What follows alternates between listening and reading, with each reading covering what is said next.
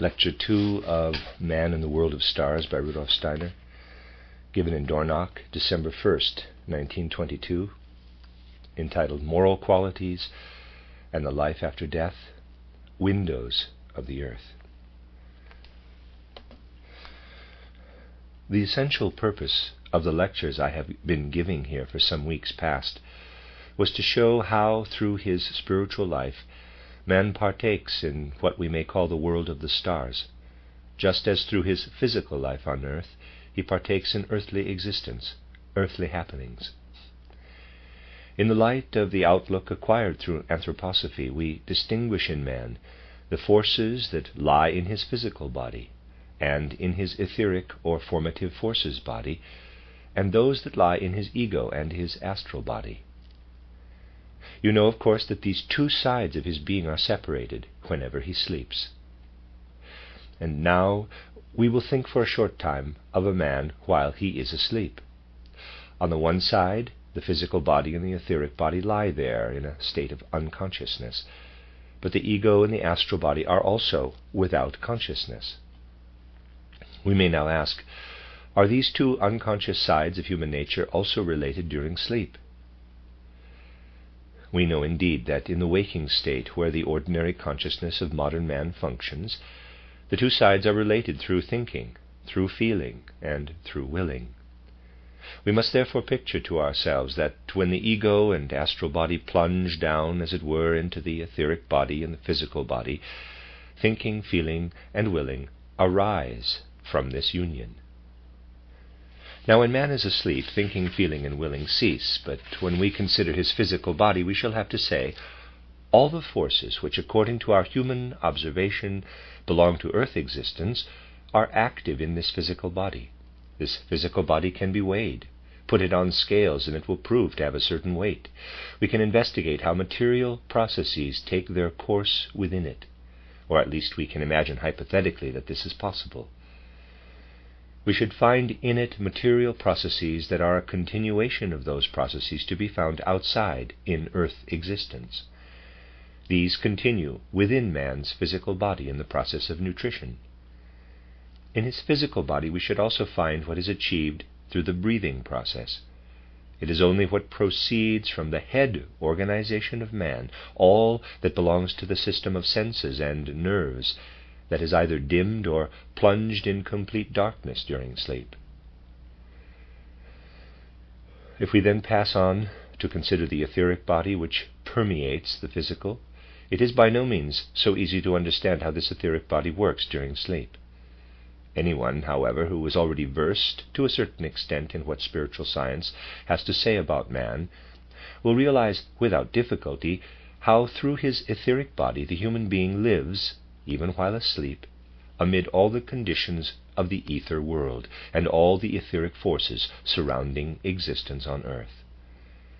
So that we say, within the physical body of man, while he is asleep, everything that belongs to earth existence is active. So too in the etheric body, all that belongs to the ether world, enveloping and permeating the earth, is active. But matters become more difficult when we turn our attention, naturally our soul's attention, to what is now, during sleep, outside the physical and etheric bodies, namely to the ego and the astral body of man. We cannot possibly accept the idea that this has anything to do with the physical earth, or with what surrounds and permeates the earth as ether. As to what takes place during sleep, I indicated it to you in a more descriptive way in the lectures given here a short time ago, and I will outline it today from a different point of view. We can in reality only understand what goes on in the ego and astral body of man when, with the help of spiritual science, we penetrate into what takes place on and around the earth, over and above the physical and etheric forces and activities. To begin with, we turn our gaze upon the plant world, speaking in the general sense and leaving out of account evergreen trees and the like. We see the plant world sprouting out of the earth in spring. We see the plants becoming richer and richer in color, more luxuriant, and then in autumn fading away again. In a certain sense, we see them disappear from the earth when the earth is covered with snow. But that is only one aspect of the unfolding of the plant world. Physical knowledge tells us that this unfolding of the plant world in spring and its fading toward autumn is connected with the sun. Also that, for example, the green coloring of the plants can be produced only under the influence of sunlight. Physical knowledge, therefore, shows us what comes about in the realm of physical effects. But it does not show us that while all the budding, the blossoming and withering of the plants is going on, spiritual events are also taking place.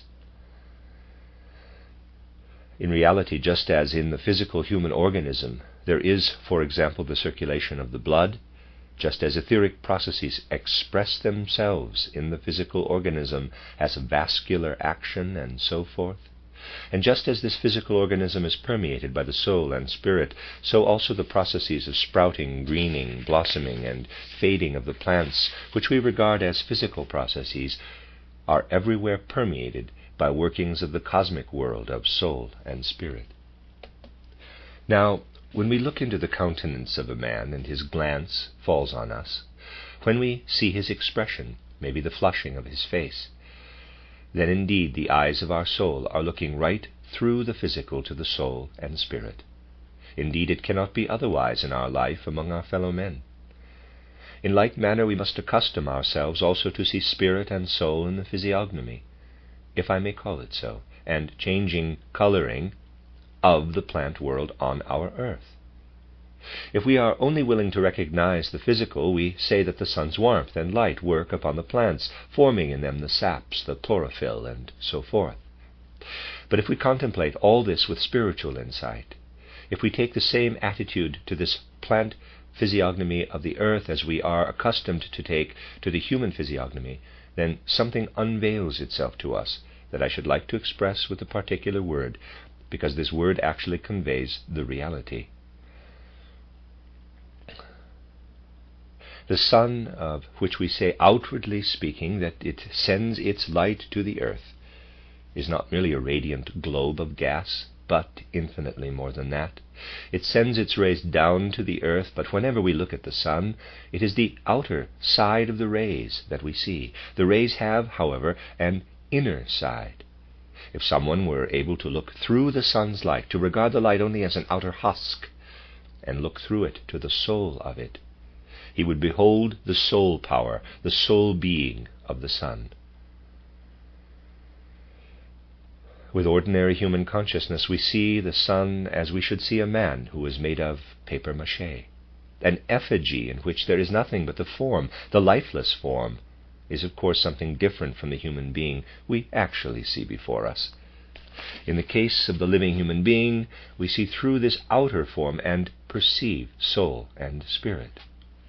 For ordinary consciousness, the sun is changed, as it were, into a papier-mâché cast. We do not see through its outer husk that is woven of light.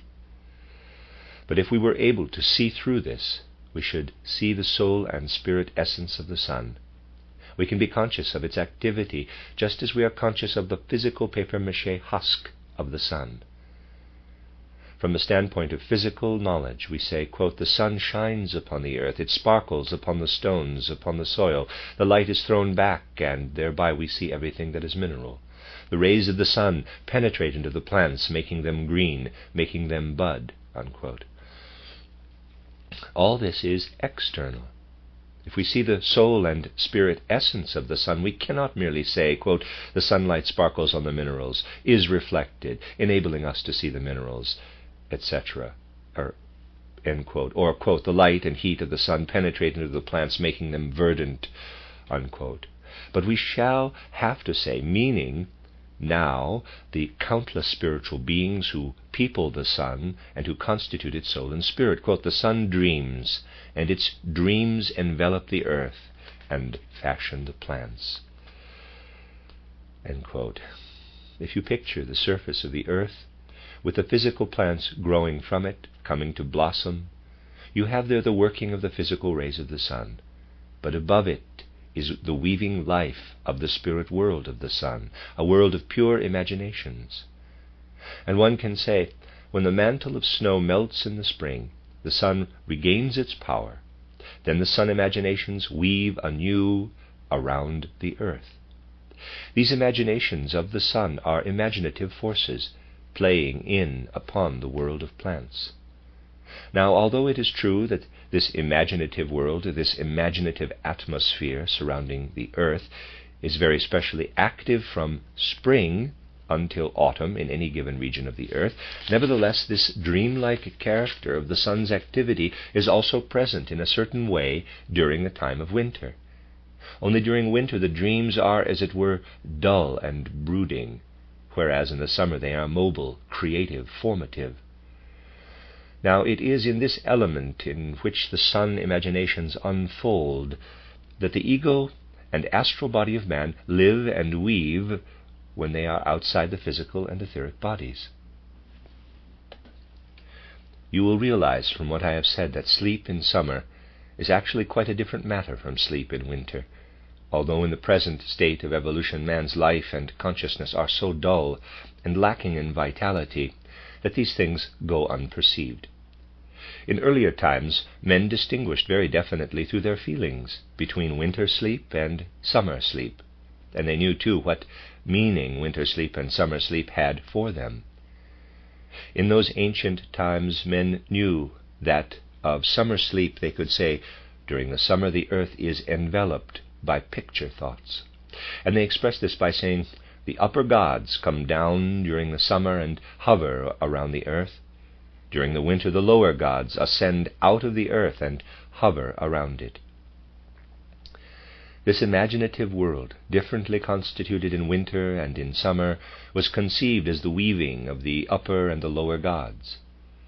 But in those olden times, it was also known that man himself, with his ego and his astral body, lives in this world of weaving imaginations.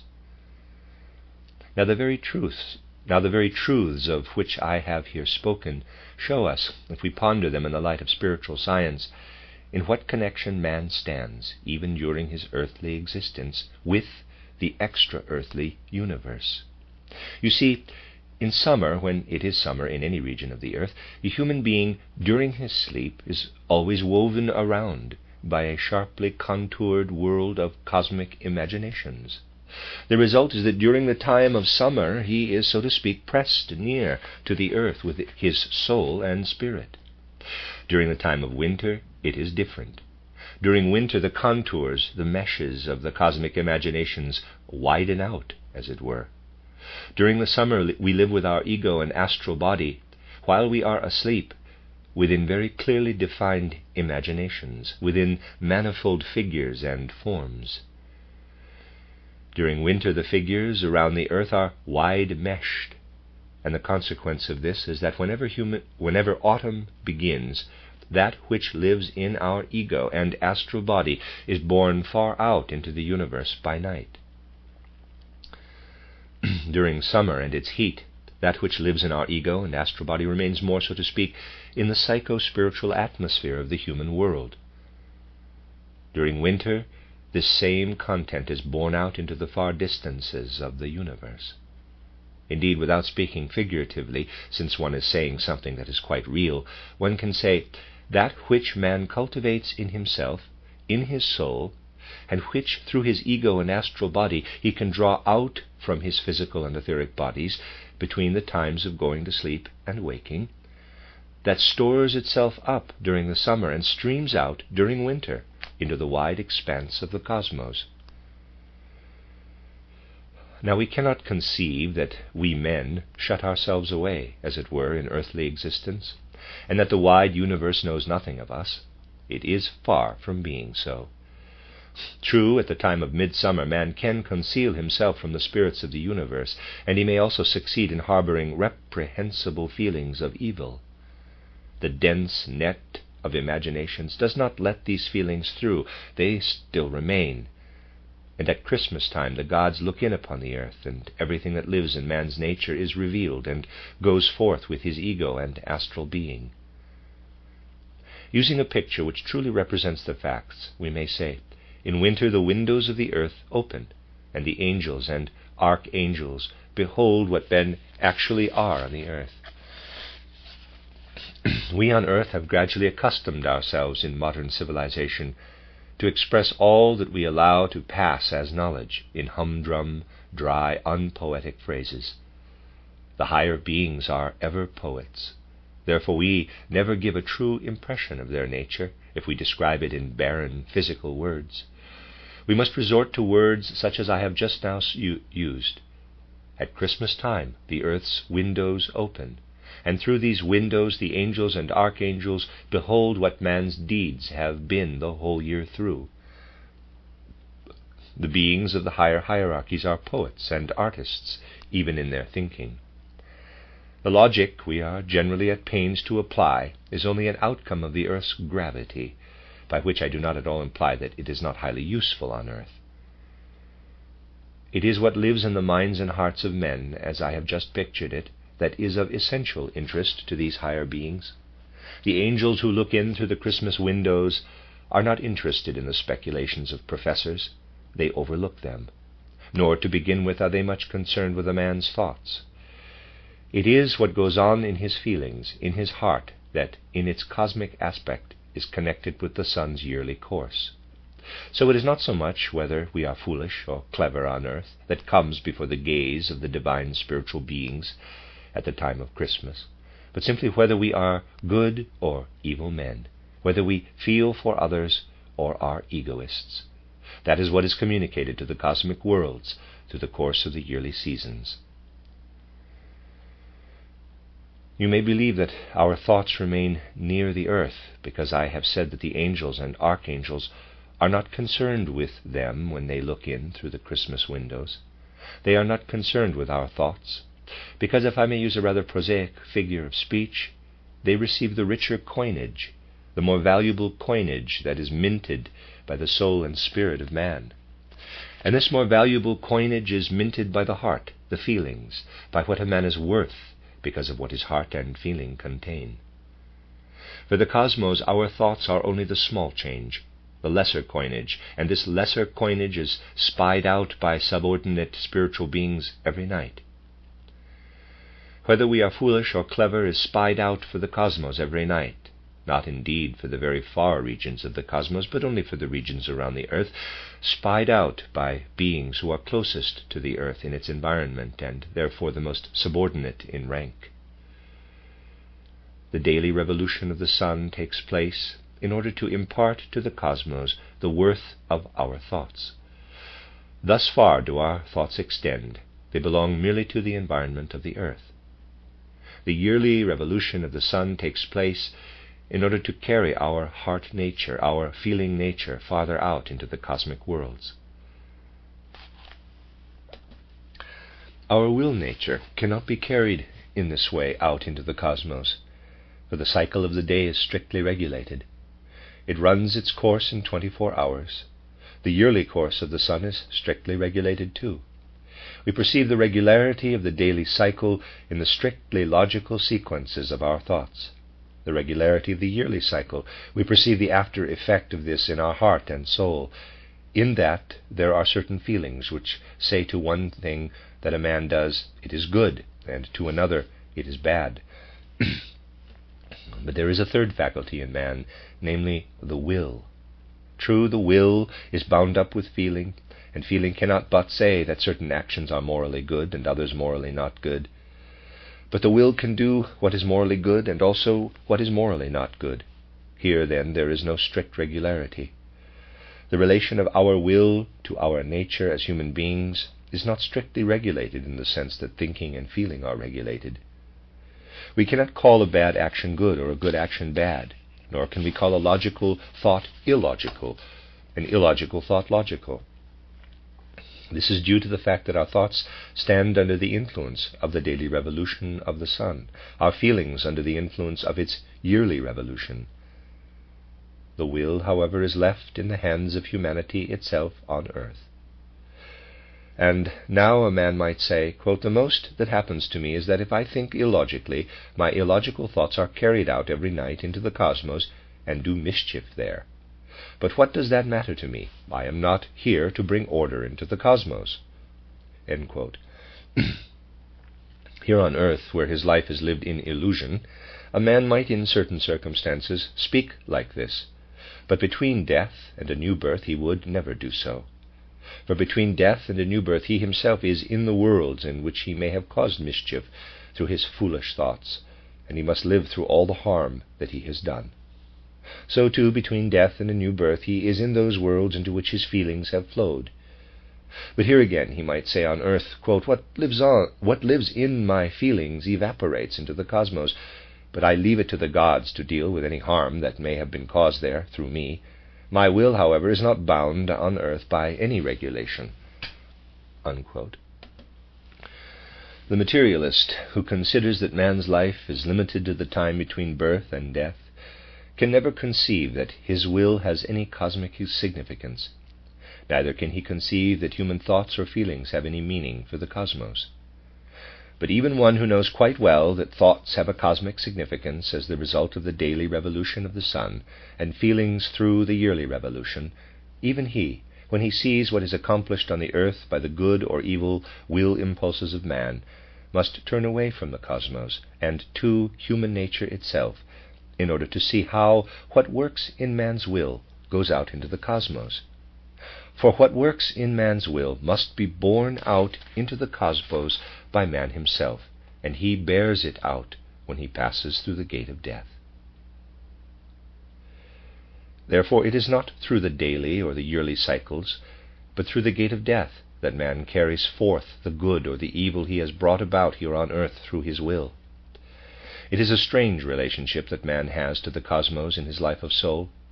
We say of our thoughts, quote, we have thoughts, but they are not subject to our arbitrary will. We must conform to the laws of the universe when we think. Otherwise we shall come into conflict with everything that goes on in the world. Unquote. If a little child is standing in front of me and I think, that is an old man, I may flatter myself that I have determined the thought, but I am certainly out of touch with the world. Thus in respect of our thoughts we are by no means independent. So little independent that our thoughts are carried out into the cosmos by the daily cycle of the sun. Nor are we independent in our life of feelings, for they are carried out through the yearly cycle of the sun. Thus even during earthly life, that which lives in our head through our thoughts and through our feelings in our breast does not live only within us, but also partakes in a cosmic existence. That alone which lives in our will we keep with us until our death. Then, when we have laid aside the body, when we have no longer anything to do with earthly forces, we bear it forth with us through the gate of death. Man passes through the gate of death laden with what has come out of his acts of will. Just as here on earth he has around him all that lives in minerals, plants, animals, and in physical humanity, all that lives in clouds, streams, mountains, stars, insofar as they are externally visible through the light. Just as he has all this around him during his existence between birth and death, so he has a world around him when he has laid aside the physical and etheric bodies and has passed through the gate of death. In truth, he has around him the very world into which his thoughts have entered every night, into which his feelings have entered with the fulfillment of every yearly cycle. Quote, that thou hast thought, that thou hast felt. Unquote. It now seems to him as though the beings of the hierarchies were bearing his thoughts and his feelings toward him. They have perceived it all, as I have indicated. His mental life and his feeling life now stream toward him. In earthly existence, the sun gives light from morning to evening. It goes down and the night sets in. When we have passed through the gate of death, our wisdom rays out toward us as day. Through our accumulated acts of folly, the spiritual lights grow dark and dim around us, and it becomes night. Here on earth we have day and night. When we have passed through the gate of death, we have as day and night the results of our wisdom and our foolishness. And what man experiences here on this earth as spring, summer, autumn, and winter in the yearly cycle, as changing temperatures and other sentient experiences, of all this he becomes aware when he has passed through the gate of death, also as a kind of cycle, although of much longer duration. He experiences the warmth-giving, life-giving quality, life-giving, that is to say, for his spiritual self, of his good feelings, of his sympathy with goodness. He experiences as icy cold his sympathy with evil, with the immoral. Just as here on earth we live through the heat of summer and the cold of winter, so do we live after death, warmed by our good feelings, chilled by our evil feelings, and we bear the effects of our will through these spiritual years and days. After death we are the product of our moral nature on earth, and we have an environment that is permeated by our follies and our wisdoms, by our sympathies and antipathies for the good, so that we can say, just as here on earth we have the summer air around us giving warmth and life, and as we have the cold and frosty winter air around us, so after death we are surrounded by an atmosphere of soul and spirit that is warm and life-giving insofar as it is produced through our good feelings, and chilling insofar as it is produced through our evil feelings. Here on earth, in certain regions at least, the summer and winter temperatures are the same for all of us. In the time after death, each human being has his own atmosphere engendered by himself. And the most moving experiences after death are connected with the fact that one man lives in icy cold and the other close beside him in life-giving warmth. Such are the experiences that may be undergone after death.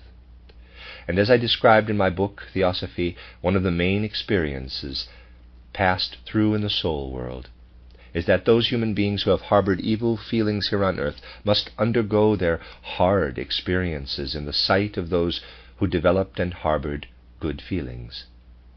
It can indeed be said, all that remains concealed to begin with in the inner being of man discloses itself when he has passed through the gate of death. Sleep, too, acquires a cosmic significance, likewise our life during winter time. We sleep every night in order that we may prepare for ourselves the light in which we must live after death. We go through our winter experiences in order to prepare the soul's spiritual warmth into which we enter after death. And into this atmosphere of the spiritual world which we have ourselves prepared, we bear the effects of our deeds. Here on earth we live, through our physical body as beings subject to earthly gravity. Through our breathing, we live in the surrounding air, and far away we see the stars. When we have passed through the gate of death, we are in the world of spirit and soul. Far removed from the earth, we are beyond the stars. We see the stars from the other side, look back to the world of stars. Our very being lives in the cosmic thoughts and cosmic forces. We look back upon the stars, no longer seeing them shine, but seeing instead the hierarchies, the spiritual beings who have merely their reflection in the stars. Thus man on earth can gain more and more knowledge of what the nature of his life will be when he passes through the gate of death. There are people who say, quote, "Why do I need to know all this? I shall surely see it all after death." End quote. That attitude is just as if a man were to doubt the value of eyesight. For as the earth's evolution takes its course, man enters more and more into a life in which he must acquire the power to partake in these after-death experiences by grasping them to begin with, in thought, here on the earth. To shut out knowledge of the spiritual worlds while we are on the earth is to blind ourselves to soul and spirit after death. A man will enter the spiritual world as a cripple when he passes through the gate of death, if here in this world he disdains to learn about the world of spirit, for humanity is evolving toward freedom, toward free spiritual activity. This fact should become clearer and clearer to mankind, and should make men realize the urgent necessity of gaining knowledge about the spiritual world. The end of Lecture 2 of Man in the World of Stars lecture cycle.